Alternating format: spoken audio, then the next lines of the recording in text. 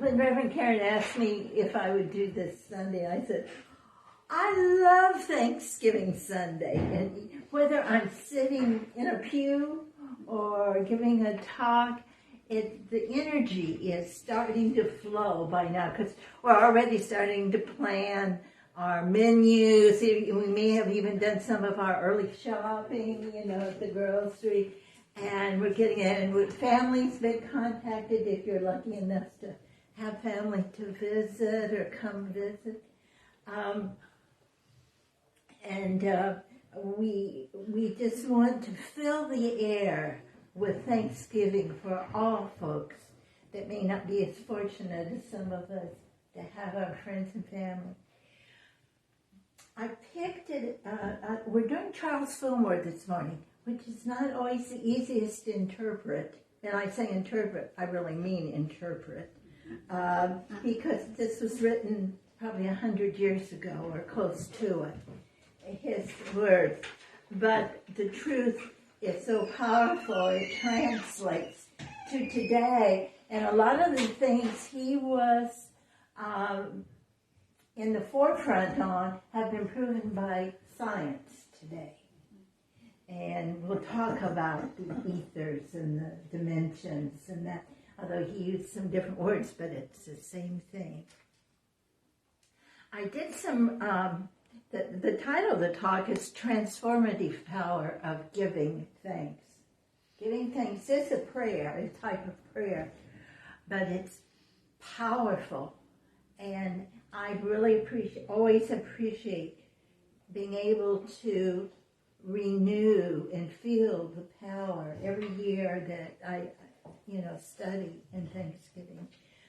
It is, every time you do this, you get new depths of Thanksgiving, giving thanks. So we're going to talk about, I'm going to first talk about a couple of the new things I learned. Every year you learn if you study.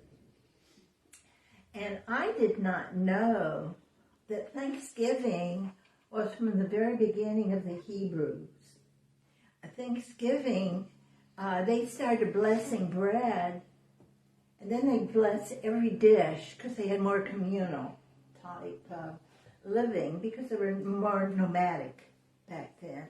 So they would bless each dish, and then at the end, they would bless the wine and give praise, I guess, so they could drink the rest of the night. I don't know. But anyway, there was always, in their history, that's why in the Old Testament, you see a lot of thanksgiving and giving thanks and praise, especially to the Psalms, the psalmists. But it's to the prophets as well. It was part of their life. It was a daily feature in their lives. And I didn't realize, I don't know, it just never clicked how Jesus grew up with a culture that was, 1,000 years old, praying, giving thanks, and how far we might have at times gotten away from that. So, Charles Fillmore defines Thanksgiving. It's rendering our grateful thoughts to God for the manifold blessings that are free. He didn't say that, I did. Although I don't always deserve it, but they're there if I want to accept them. We give thanks that this is the truth of it. They're free. It's just up to us to recognize them and to be open by giving. It opens us up. When you give thanks, don't you feel like you're letting something loose and opening up inside? Thank you for nodding your heads. Yeah. When you truly give thanks from spirit, it's one thing to say words, but when you give thanks from spirit, you get a lift. You get uplifted by giving thanks. So you're not giving anything away, you're receiving when you give thanks. You're opening up. Thanksgiving will keep the heart fresh, he says. For true thanksgiving may be likened to rain falling upon ready soil, refreshing it and increasing its productivity. And that's what you feel. You just feel that you're being blessed when you're trying to bless someone else or be thankful for something. And in the 23rd Psalm, and we say this a lot, surely goodness and mercy shall follow me all the days of my life.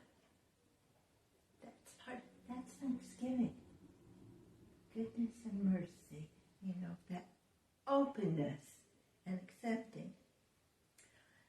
Goes on and says, I had to translate some of the words from 100 years ago. All teachers who teach metaphysics have found by experience that by being thankful for what they have increases the info. Amen. You cannot open up and not feel an increase in something. It might be a push in a direction, but it may not be right at the moment, but down the road, you'll get an idea. Or you get led a certain way or nudged a certain way. You can't escape it because you have opened yourself up for that flow.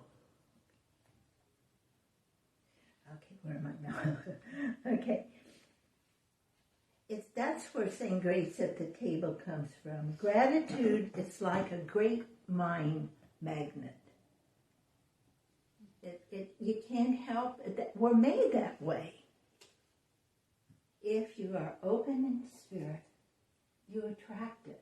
Now we have taken it by faith so much until we really know the truth of it. It just takes practice. That's all it does. It just takes practice. Saying grace at the table has the origin. Practice. Daily practice, giving thanks. Always praise the cook's cooking, he says. It's always, we'll get into this again. Let your words of praise and thanksgiving be to the spirit of the moment. Okay? The spirit you're feeling. Not just because you think you should say thank you. But there's a reason behind that, to open you up for new opportunities and to open them up because you're flowing out. And so you're going to be blessing them. The resources of spirit are beyond our imagination. We don't know what's going to come. We think nothing, but then you shut right back down.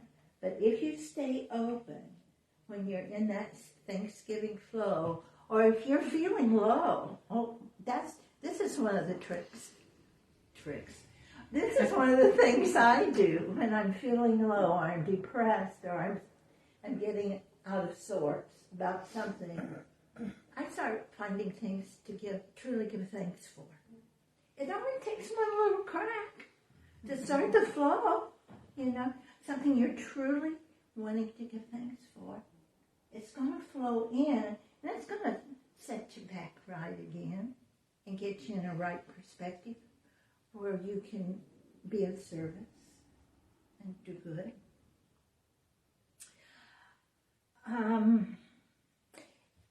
He goes on and says, you can praise a weak body into strength for yourself and others. A fearful heart into peace and trust. Can you feel that? Being grateful can calm you down and take your fears away because you know the presence is with you. Shattered nerves into poise and prayer. This for giving thanks from spirit. Why don't we do it more often? Why don't we miss any opportunity?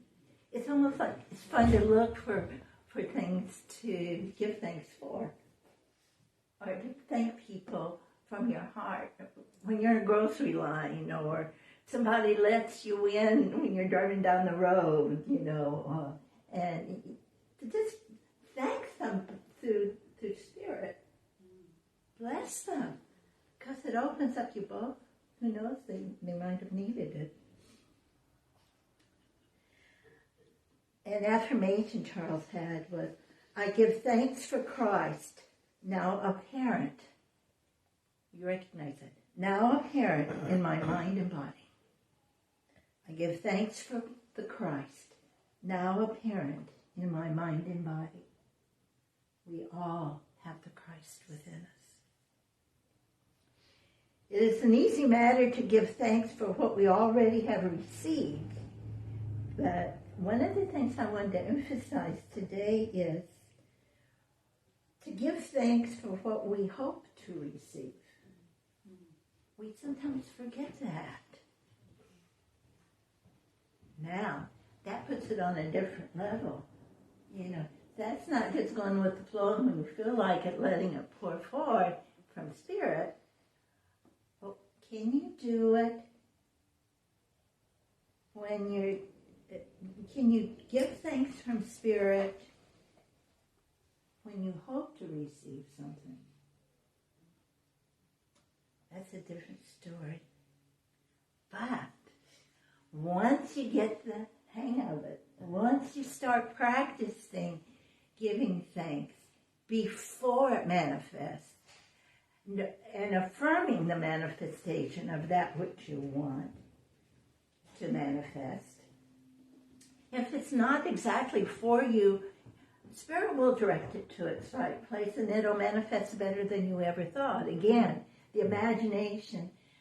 We can't imagine what's really good for us when we ask for things through Spirit. And picture it coming and that being in front of you. Whether it's a thing or an opportunity or a blessing of some sort that you're hoping for. A healing. Know that it's on its way. Pray believing that ye have received, and you shall receive. Give thanks to Spirit first, then ask believing that it is on its way. And every time you start doubting it, go back in. Give thanks again, and picture that which you want already manifesting. This, I always say this or something better. Yeah, because I haven't learned. Sometimes the things I prayed for I got, but they really weren't always the best for me. Mm-hmm. So, he taught me. I was taught through what did manifest, what might be coming. Okay, to be open, stay open. Okay. Discover the hidden laws of Spirit and make it a practice to give thanks for health, peace of mind, and for all things you desire, believing that God has given in Spirit that which is to appear in the visible. This comes from thanksgiving, giving thanks, whichever way you do it, whether you're doing it at the moment that it appears or whether you're planning ahead and affirming it through giving thanks. It is a powerful prayer. The prophets of old knew the power of increase inherent in thanksgiving. They used Jehovah a lot. And Jehovah was God with you, right? It's repeated again and again in the Psalms. Studying the Bible in the light of discoveries of modern science, new understandings arise. Now, this was they were discovering the atom when this book was written in Charles' writings. Mm-hmm. He believed that we believe a lot of things by faith because something about, even though we can't prove it, we use our faith to help support us. Okay, that's the power of faith. That's why Jesus elevated faith so high. But now our science is proving things, and there are studies, duplicated studies, that are showing us how much prayer and being open to the Spirit affects outer things and affects us inwardly. People have healings. I've had, being a chaplain for 30 years, well, 28 and a half, being a clinical chaplain, I've had people who have come up with images and prayers that they've scrubbed away their cancer. Or they've imagined it disappearing, and it disappears. I'm not saying don't do treatments, please hear me, but it's up to you. But do know there are many ways we can cure what ails us, what slows us down. If it's not our time, we don't want to have to suffer any more than we have to. Sometimes it helps to learn. Anyway, studying the Bible in the light of discoveries in modern science, Charles says. For example, in Genesis chapter 1, Moses wrote it, created light on the first day, right? Let there be light. Okay, light was first. But the sun was not created till the fourth day.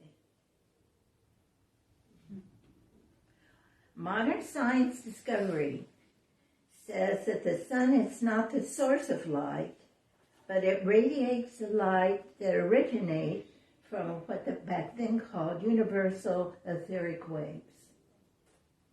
Now we know that we have different terms for it, but he was right. They were right. It's like we talked in class that we only see certain spectrum of light rays, But there's thousands and more dimensions than what we can see. Even our animals are better off than we are in some ways. Mm-hmm. And they know God too, believe me. My cat does. I can sit there and he'll just sit there and stare at me. Anyway, I sit there and study or pray and he'll be on my lap, The Hebrew teachers called this consciousness Jehovah, again, God with us. It's ever present. They gave compound names to Jehovah to meet at every situation. That is to say, they invoked the I am in every situation. Now, when they needed supply, they invoked Jehovah. Now, I don't know if I'm not a Hebrew scholar, but it's Jireh, Jireh, maybe, Jehovah Jireh, and then meaning Jehovah will provide. Jehovah Rapha is the Lord that heals. Jehovah Shalom, the Lord is peace or the sending of peace. It is used for world peace as well as to release us from the personal worry and fear of future ills. Wouldn't that be nice? Not to worry about tomorrow, no matter what's coming up. I have to remind myself of that frequently.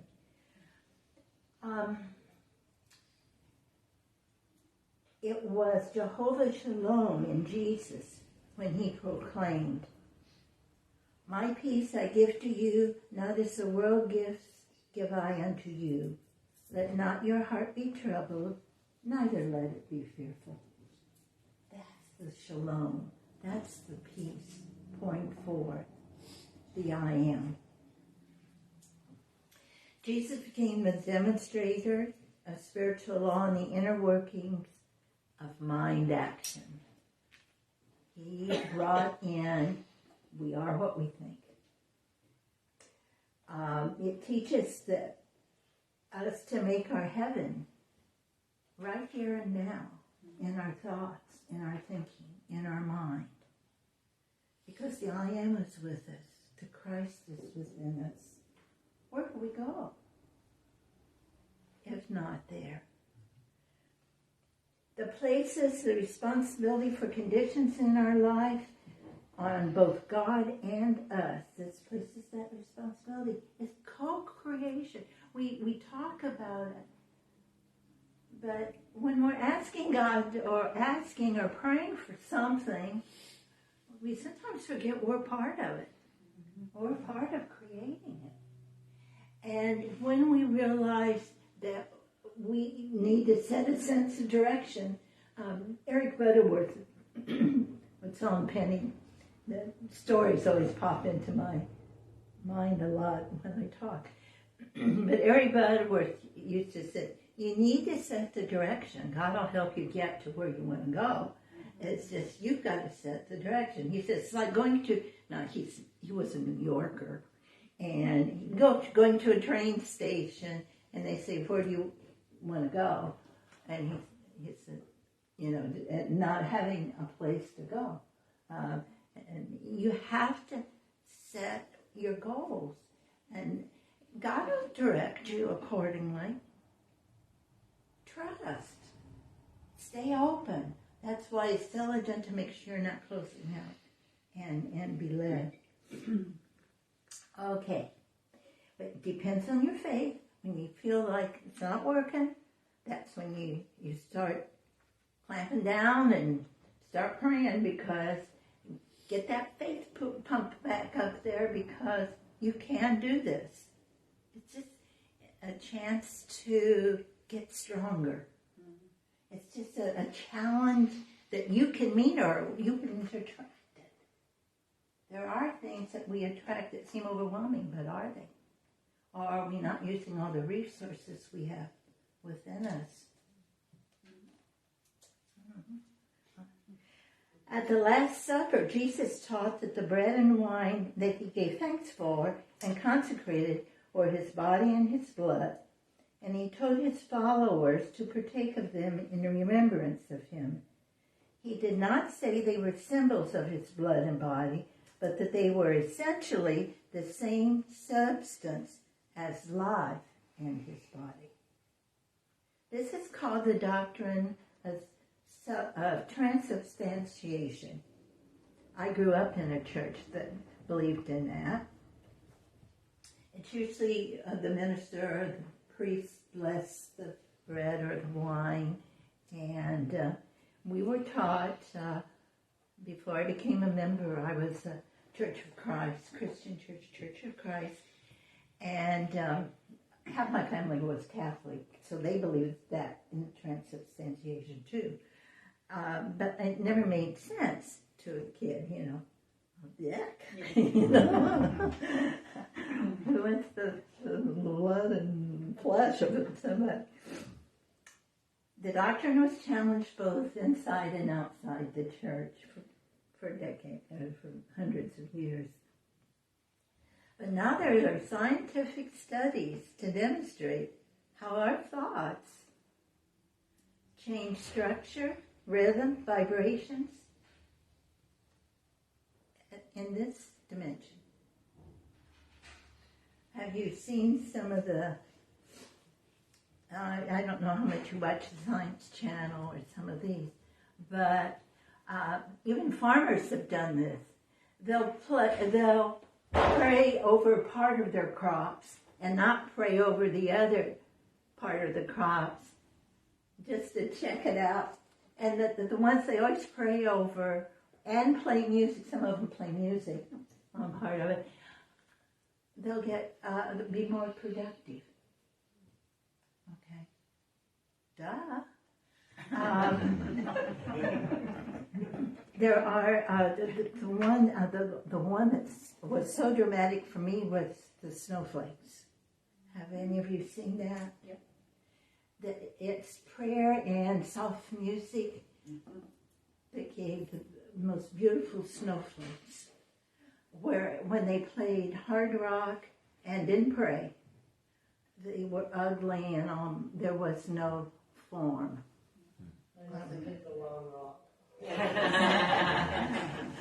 I don't mean that. I apologize. But there was, it just didn't have the peaceful pattern that evidently the snowflake needed. I don't know. But there are, in other words, we can affect our environment by our thoughts and our prayers. And there's more. All these studies have been duplicated, and there's more in detail, and there's some people that have spent lifetimes now researching prayer and to show the value that our thoughts have every day, even those little ones that you think nobody knows but you. We're still sending out energy, positive or negative or non-committal, maybe. I don't know.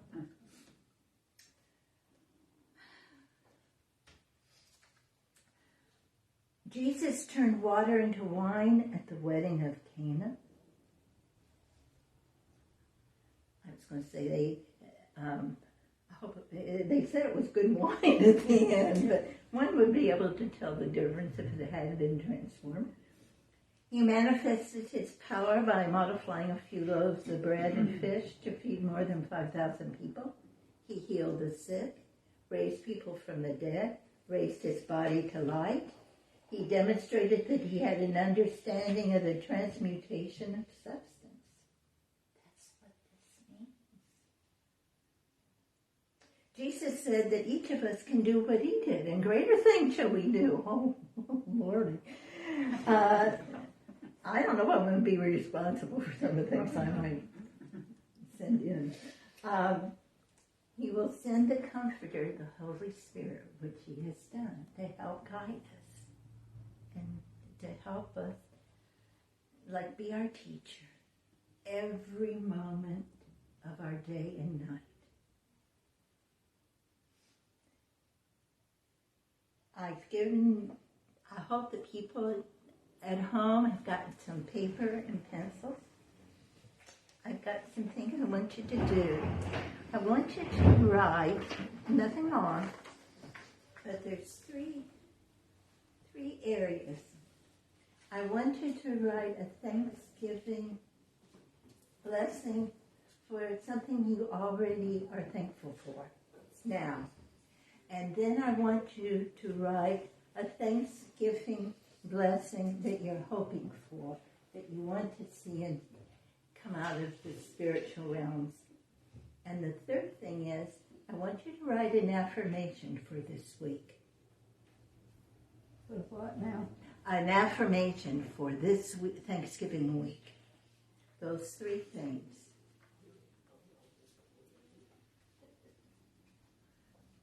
Again, something that's already here that you want to give thanks for that you may not have, that's important to you. And something you wish to manifest. It's the second one. And the third is an affirmation for this week.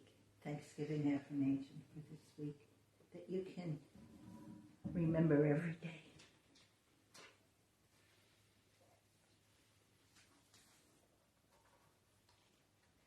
Just imagine Joe playing right now. He was going to play while you were writing. But the church will be warmed up next week.